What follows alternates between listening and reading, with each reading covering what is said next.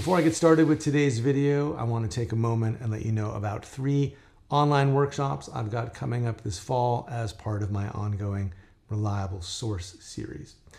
This fall's workshops are all about playing on minor blues chord progressions. So starting off with the chord progressions themselves, the kinds of voicings you need, and the kinds of chord substitutions you can add to them. Then moving on to single note soloing, how to get out of the pentatonic scale using things like altered and diminished licks. And then finally, how to take your chord voicings up the neck to play more chord melody style licks and improvised ideas. If you'd like to learn more about that, just go to the link below or the link on screen to get all the information and to sign up.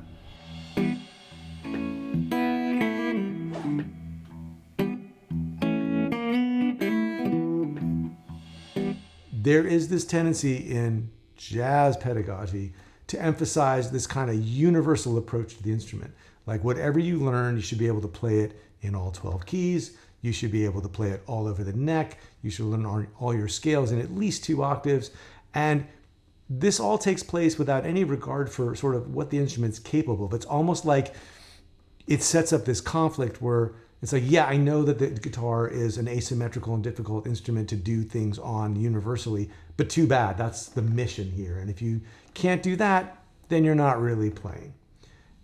And I think that's really a problem that a lot of people fall into and never quite get out of, or it turns them off from jazz altogether. What I want to recommend is no matter what you're trying to add into your playing, just do it in one key to start with. And just try to think about these other elements that we're trying to take from the playing of swing and jazz musicians. And just think of it as another kind of blues, right? Like when you first, if you learn to fingerpick and you learn to play like some country blues in E, you don't really worry about playing it in B flat or F, right? Because it sits great on the guitar in E. That's where it belongs.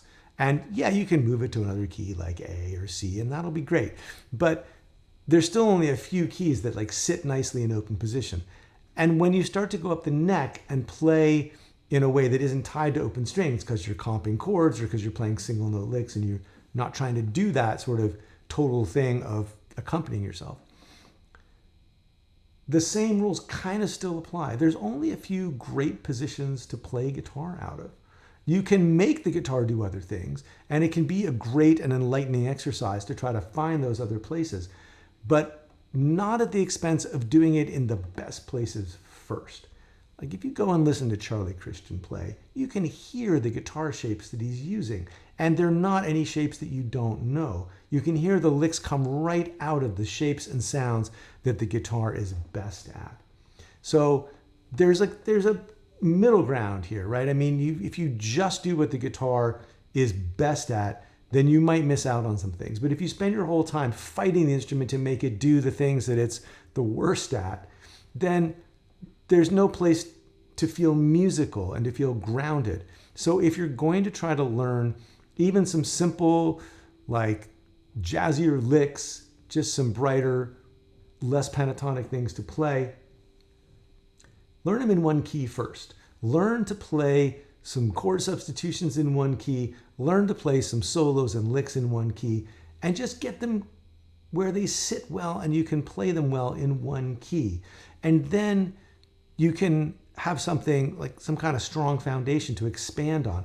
The better you understand it in one place, the easier it's going to be to export those ideas to other positions and other registers on the guitar. It's that simple. And so when you're working things out, if you're doing them all in one key, it's much easier to see how they relate to each other as well. If you learn a chord voicing like this, and then you learn a sound like this, if you can see them as coming out of the same place, right? Like, well, here's the chord shape, and here are the single notes I'm trying to play. Oh yeah, they kind of lay on top of each other. Then you can start to have this appreciation of how the single notes and the chords fit together. And so if you're in this place and then you're trying to get the sound of a dominant chord going over to the floor chord, and you can see that you're playing this kind of chord voicing because you're in this key, then it's not so mysterious why you're choosing these notes. It's like, oh, well, because they reflect the underlying chord. And it really doesn't have to be any more complicated than that. And if you focus on learning, the blues in one key, the licks in one key first, and get really solid on that, the time you spend in that one key will more than pay off when you start to move it to another register and another key, because your solid understanding of that will travel with you, and you will learn how to play in the next position and in the next key a lot quicker.